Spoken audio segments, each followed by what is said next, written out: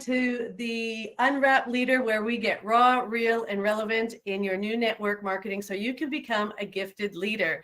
I'm Dracy Dewar from Australia. And I'm Teisha Dorianna from Canada. And today is episode 55, and we are going to talk about rejection and how important it is to succeed in your network marketing business.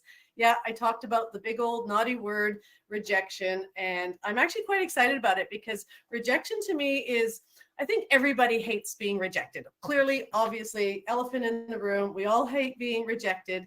But I know when I very first started in the business, when I learned that if I really want to get good at this, I had to get really good at overcoming objections. And so I kind of took it on like a mission. I took it on with enthusiasm. I took it on with like an extra pep in my step. So when someone said no to me, I like really got excited about, oh my God, this is an opportunity to overcome that objection.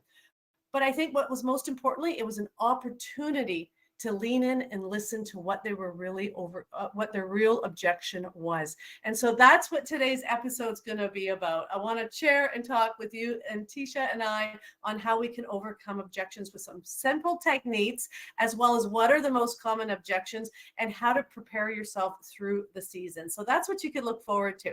But before I get started, I had to talk about some great things. Teisha did this amazing episode last week on hacking the algorithms in 2023 with Instagram. Teisha, you did a great job. Was it fun doing a solo? Yeah, it's good. I feel like if I'm doing a solo episode, I always kind of look at social media stuff because I could talk about it forever. And I even said after the episode, I'm like, I might have talked too fast because I was so excited. I had so much to say. It was fun though. Yeah. I think that's the one thing you and I are both the same in, is that we both talk too fast when we kind of get really excited about our topic. And I think it was really good. And I did my solo as well, and which was tips on making decision making. And so these are my things I'm incredibly passionate, is real life skills, you know. And so I just really love being able to share that. So Teisha and I made a decision. We are each going to do one solo a month. And then the other 2 or 3 episodes, depending how many weeks there are in the month, we will do our duo, mentor-mentee, decide who's the mentor and who's the mentee of the episode. Anyway, I'm just having fun. But so what she did in that episode, however, not to get off track, is she offered a freebie. And it was something that we had did in our social media MVP course. And it was on 150 different hooks and call to actions. And I just love that piece of content that we had created. So we decided that to give it away as a freebie. And so if you hadn't got that freebie, please check in the show notes or go check that podcast to make sure you get that freebie on it. So it's really excited and enlightened or ignited in us to want to give some more freebies in our business. So if you haven't joined our Facebook community called The Gifted Leaders, please head over there. Because we are doing a Freebie Friday and we are teaching and educating on how to do a really good Freebie Friday. So have some fun, pop into the group, and make sure you're ready to see what we have to offer this Friday coming up. So without further ado, let's hop into our episode of Rejection is the Key to Succeed. Teisha, take it away. So we wanted to start this episode just talking about a 3-step method called the Feel, Felt, Found. And you might have heard about this technique before. It's often used in sales, and it's a way that we can kind of overcome objections. But it's really important that we're authentic in this process as well. Also, I want to say, if you are listening to this, whether it be Spotify, Apple, YouTube, wherever it is, I am a little bit sick right now. So if you're like, what's wrong with your voice? I'm a little sick, so I'm getting some like voice cracks and stuff. But it's so weird because I physically feel great. And then my throat is just like not performing today. So Teisha, that's the thing. That's what's amazing, is because you are working so hard, you know, you're following all the right steps to being healthy, taking great supplements, exercising, getting fresh air, fresh food, and all this, that whenever something tries to attack you, you're a lot more stronger to overcome it. And that's probably what's happening. Something's trying to attack you and you're pushing through it. I know. I always push through it, and I never want to miss a podcast episode unless I'm literally dying. So I'm happy to be here, and yeah, should be fine. But I just wanted to say that. If you're like, she sounds different, I'm a little bit sick. But anywho, this is a method that I've used in many scenarios. And again, you know, we have these techniques, but some of them can seem very cookie cutter, but the key to these is to be authentic in everything and genuine, right? Like you need to relate to people on a personal level. You need to have that bond and connection with them to begin with as well. And you really need to be a good listener as well to really figure out what the actual objection is, if that makes sense. Because I think sometimes people give an initial objection, but it's not the true objection. And you want to get down to what that actually is. And I will say, I think, in my opinion, when it comes to objections, the number one thing that people are really objecting to is that fear of failure. I know there's so many, there's money, there's time, there's a million, and Dracy's going to cover them. But I think at the end of the day, it always comes down to that fear of failure, because I think that if people were guaranteed success, if you tell them, if you invest in this business and you are guaranteed success, would you get started today? Majority of the people would say yes, right? And I think it just comes down to that. So that's like the main objection that we're really, I feel like, covering every time we are talking to someone and trying to kind of overcome those objections. However, again, the feel, felt, found is a really good technique that you could use. So I'm going to kind of go over how that works if you haven't heard about it, and then Dracy will get into some examples with it. And so what this technique involves is empathizing and understanding where the person is coming from.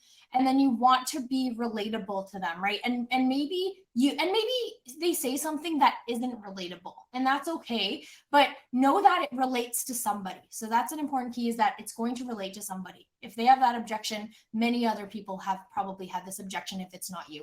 And then the last thing is thinking of a positive resolution so that we can overcome it at the end. So let's talk about those 3 steps: feel, felt, and found. So number 1 is the feel. And this is when you want to talk about, this is where you want to empathize with them. This is where you want to understand with them. So essentially it starts with acknowledging and empathizing with the person's objection. So showing just genuine empathy, right? Creating that connection with them and demonstrate that you understand their perspective, and that's going to help build trust. So just random example here, if someone's like I said, I think the most common thing is that people are scared of failure. So if someone's saying I'm just scared, I'm not going to do well at this, you can empathize with that. And if you can't, then someone else can, right? So a lot of times we start this with, I understand how you feel, because maybe it was you, maybe you had this exact objection coming into this business, right? And you could say, I totally understand how you feel, or I get how you feel because, a friend of mine came into this business, or whoever it was, right? And they had this exact same objection. And you're going to tell them what they're feeling is okay. I think it's so important to really feel what they're feeling and understand that, because I think if you just kind of brush over that, where some people kind of take offense to sometimes objections, which we shouldn't. Objections are so natural, and we shouldn't take offense to them in terms of coming back at well, no one else feels that way, right? Because they're not going to feel heard, and you want them to feel heard. So showing empathy and letting them know that you understand how they feel, because, and this comes into step 2, felt, right? And this is where you're going to talk about how I felt the same way, or maybe it wasn't you. Again, be genuine with this. Maybe it was someone else on your team, someone else, whatever, right? In your downline, you're going to say, I understand how you feel. And this is the relatability aspect of it. I understand how you feel because I felt the same way when I started. And give more backstory to that, right? And so a personal example is, I do get how they felt. I felt people, I didn't have a lot of friends who would even be interested in what I had to offer, right? And you're going to share that with them. And again, if it's not you, it might be a friend. I had a friend come in and she felt this way. And, I get how you feel, because she was scared that she wouldn't have enough people that would even show interest in this, or that, people would even care about what she's doing. So this second part of the technique, where you're saying, I understand how, I'm confusing step 1 and 2, but basically saying I felt the same way, or so-and-so felt the same way. This is where you want to give a story. You want to give a specific example, right? Because if you're just doing cookie cutter, I understand how you feel, I felt the same way, this is what I found. That's the 3 steps, but you need to add story into it. You need to add some kind of, some kind of emphasis on why you felt that way, or why someone else felt that way. So giving stories, giving specific examples of other people or experiences of people that have actually felt that same way. And also, being relatable to people and just being real as well, and admitting, like, you know what, it, like, at the beginning it is tough, I get it, right? Because you're just starting something new, and something that Dracy often told me, and you've probably heard her say it in a podcast before, is that you have to be bad before you're good and good before you're great. And I like to tell people too that you're not bad at something, you're not bad at this, right? You're just new at this, and you have to be bad. You have to fail forward. You have to fail before you succeed in this business. And that's part of the process. And it is a hard part, right? It's hard to get rejected. It's hard to go through getting no's, but if you're not getting any no's, you're not getting any yeses, right? So you want to be real with people in that too. That is that, you know, it is a mountain. You got to climb it. There's going to be roadblocks in the way. You want to be real with people. You don't want to, you know, tell them how it's going to be simple and easy, and all they got to do is, you know, snap their fingers or make a post, and they're going to do well with this. You want to be real with them. But so again, step one, you're telling them, you're empathizing that you understand how they feel. You're going to tell them that you felt the same way or someone else felt the same way. You're going to give a personal example or story. And then the last step is found. And this is where you're giving a positive resolution. So again, focusing on just like presenting a positive outcome or a solution to what their exact objection is. And Dracy's going to give some great thought on this right away here.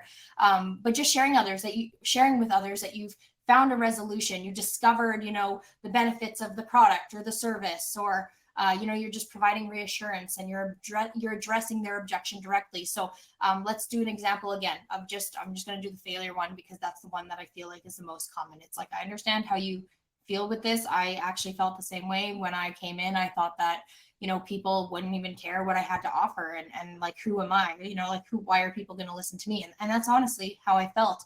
But what I found is that, you know, it starts with those close friends and family. It starts with that warm network, and it just takes, you know, that one person who wants to place an order with you, or, you know, who wants to hear you out on what you have to offer. And a lot of your business will end up coming from referrals. And this is the truth.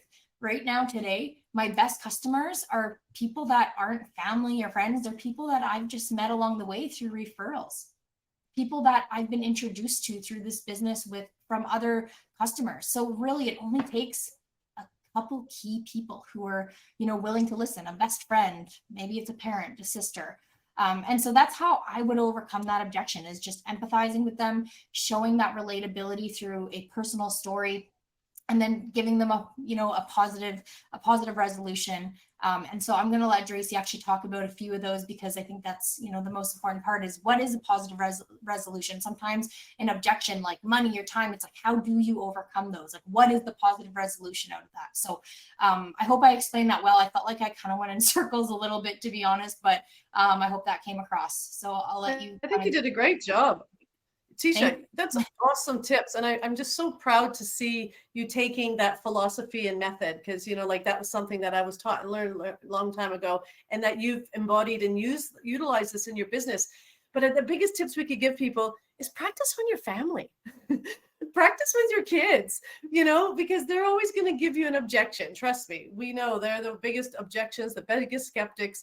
And it just, in everyday life stuff, practice this technique. It works. It just takes time. And I find if you don't give the objection, if you can't overcome objection straight away, because you do freeze in failure and like, it's okay. Just pause with grace and just say, I completely understand. But you can think about, how would I overcome that objection differently next time? That's what's really important to do every time you come faced with an objection. If you don't get to overcome it the way you wished, just reevaluate it and just write that down, how you would overcome it. And guess what? You can call that person back and just really say, I've been thinking about what you had to say. And it's really bothered me, because I really do know how you feel. I felt the exact same way. And just go into the detail, like as Teisha was saying, like, you know, in that specific issue. Okay, I'm going to go into those examples. But before I go into those examples, Teisha, was there anything you wanted to add? No, I think we're good. You can keep going. Okay, well, I wasn't meaning to cut you off. I was just like saying, yay, practice what she's talking about. But okay, well, then I'll move into, first of all, the most common objections. I think that's probably the thing, is we want to armor you. Like, so right, first of all, I want you to know there's objections in getting sales of your business, and there's objections in getting recruits in your business. So today we're going to highlight on recruiting, on sponsoring, on people joining your team. And next week we'll do an episode 2 for you, I think, which I think will be really exciting. And Teisha can give more details on there. But I think what's important to know is that we're always going to encounter these objections, and this is just part of the business. And I think, once you can accept that, that's what will make it fun. And I remember at the beginning, I was saying how excited I get with objections. I actually mentally put myself in a boxing ring. I mentally put myself in a boxing ring, and I saw objections, as, I kind of get excited, like, ooh, like I'm boxing, and I just had to come back with another hit. And I don't mean hit in a negative connotation. I mean a hit as in, I got to give it another go. I got to try again. And again, learning these skills and techniques just makes it so you do it with enthusiasm and you can do it with grace. But the top 3 objections that we do get in this industry, number 1 is time commitment. We all know I just don't have enough time. Number 2 is the financial concerns. I don't have enough money. And number 3 is really the skepticism of this industry. And so I just really wanted to share that these objections, or just kind of objections that are always going to be a part of it. So get good at these 3. I'm going to challenge you guys, because then as you learn more objections, write down your little objection list and keep note of it. And if you ever get an objection that you feel you can't overcome, reach out to Teisha and I. We love it. We'll help you come up with a script and objection, and you can learn and practice to drill and rehearse so you can be 10 foot tall and bulletproof. Because this is a long journey. This is a not just a sprint. This is a long race. So tips on overcoming. Number 1 is just really remember to emphasize the flexibility and leverage of time commitment. Explain to that network marketing actually offers the opportunities to work at your own pace and your own schedule. Highlight how you can do this at part-time initially when you get started, and you can gradually transition into more full-time commitments as your business grows. So it's important to share some success stories of individuals who have successfully been able to manage their time and achieve their actual goals. So just a little example of a feel, felt, found with that. So in other words, somebody says that they just don't have enough time, but I would definitely go, well, I know what it feels like to not have enough time. There's never enough time in life with all the struggles that there is, especially in today's world. But what I found as a mother of 4 is that the importance of flexibility was a key value. So what I found was that with the flexibility this industry actually has to offer, I've been able to control my time, be there for the most important things with my kids. I know it's not easy, but it certainly has been worth it. So that would be just an example. So I challenge you to do your own feel, felt, found on time. And I challenge you to do your own examples of how you actually really felt and how it relates to you personally. And one of the things I would do is I would write these scripts. I'd put them in my pocket. I'd actually have them in by my bedside, and I would read my scripts and I would memorize them. And even to this day, when I do coaching calls or training, people go, Dracy, it just rolls off your tongue. And I'm like, well, that's because I've memorized these things. And when you can memorize these things, they will come out naturally in your own words. They will never sound scripted if you actually memorize them in your own dialogue in that sense. So, okay. So just some tips on the financial concerns. First of all, just to help you with overcoming it, this is where you got to focus on the low startup costs and the potential return of investment in this industry. Explain that network marketing typically requires lower initial investment compared to other traditional businesses. And we have far more success rates on the long term, which is quite exciting. And you really want to highlight the passive income that we have for the long-term financial benefits. Our companies are programmed to have upfront money while you build that residual income. So it allows you to leverage your time. So how might I overcome this? So again, I know how it feels with money being short everywhere. I felt the same way because once upon a time I was a single mom on social assistance. But what I found is with this type of business, we get paid weekly. Some people get paid daily, but I always had money in my bank account. And so I've not had to experience that for a very long time.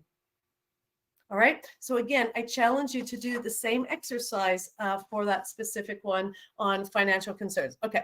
Number 3 is the skepticism of this industry. So definitely this is a part to educate and address the misconceptions that this industry does have. We even do 2 podcasts on it. Teisha, did you see our podcast part 2 that we had over 100 views. I think it's our second best, besides our first episode we ever did. I think it's our second best episode we did on having confidence in the with our pyramid scheme. So again, educate them, provide information about the legitimacy of this business and its track record of the network marketing industry.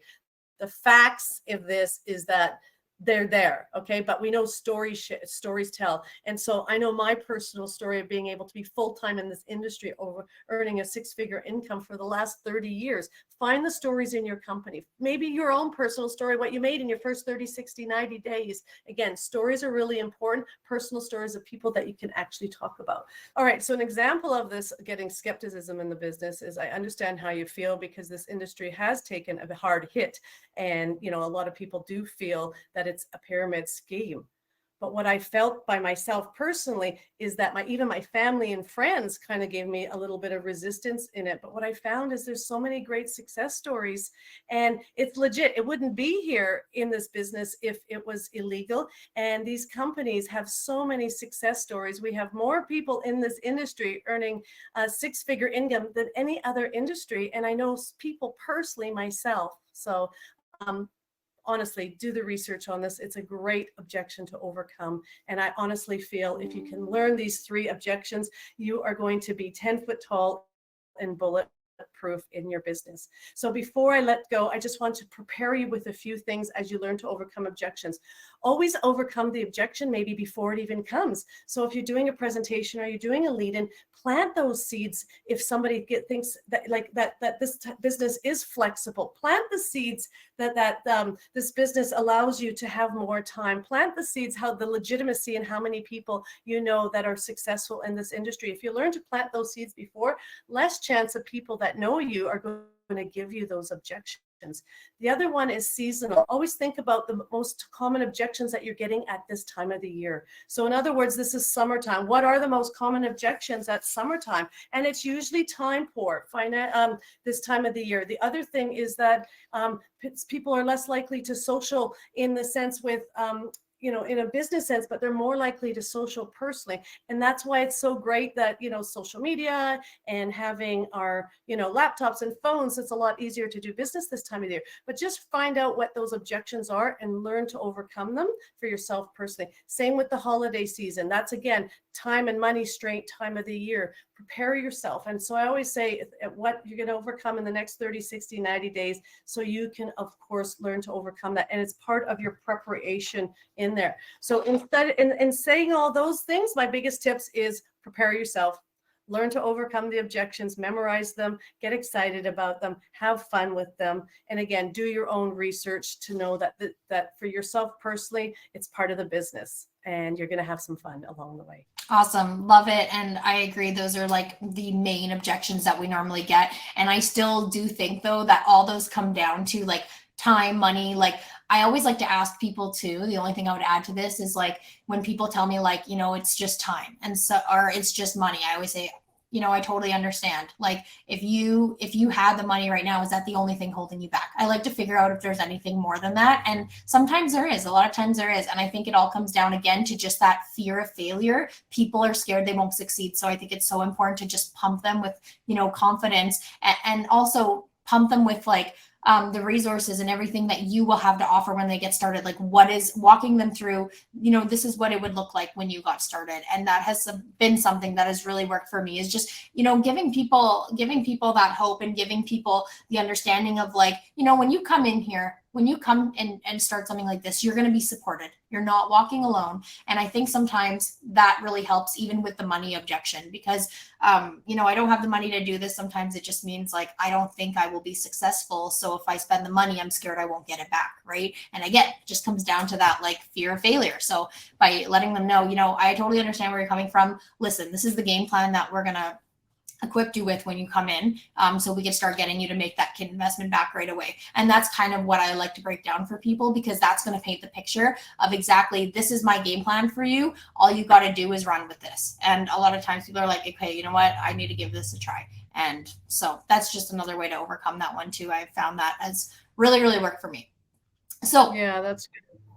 Yeah. So anyways, with that being said, guys, thank you so much for tuning in to episode 55. Rejection is the key to succeed. You have to fail forward in this business. If you're not getting any no's, you're probably not getting any yeses. So go out there, go get 100 no's and see how many yeses you come out of that with. So just a reminder, we do have a freebie from last episode. Go check it out and download it, the 150 hooks and call to actions, as well as join our gifted leader community. We'll leave the link in the show notes for that as well. We are going to be doing a freebie about mastering 8 steps to overcoming objections. So it's going to be a great little freebie that will go along with this episode and next episode as well, since we will be touching on part 2 and we're going to cover sales objections next week. So if you guys feel like you have been struggling with sales objections, we'd actually love to hear in the comments, what are your biggest sales objections that you're getting right now? And anything specific, we would love to cover in next week's episode. So please let us know, or even DM us on our Instagram and let us know, and we'd be more than happy to respond and cover that in next week's episode too.